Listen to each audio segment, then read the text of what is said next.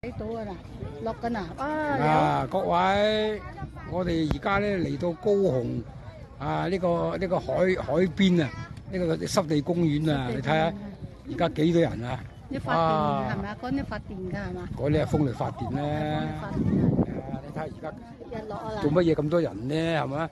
啲停車費都收50、20、10蚊。好多人啊！今日你睇下。喂，日落啊，兩個一水度一個啊，上面一個啊。目的都係過嚟睇下叫日落，日落嗰個景象啊！你睇下，嗱呢度呢佢搭咗晒嗰啲咁嘅木板啊，整得幾靚嘅，一路行去好長啊，都有幾百米嘅。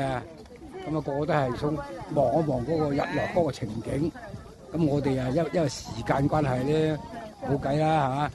8個節度又要趕住上車咁，所以好多棚企，所以想話睇個日落都係睇唔到啊！咁啊唯有就係咁啊拍低嘅啦嚇，咁啊比較遺憾咯，拍低佢就係啦係嘛等唔切啊！點解咧要翻去啊嘛？8個節要上車啦嘛睇下周圍都咁多人嘅，人山人海啊係嘛？都係睇個日落啫，冇嘢嘅係嘛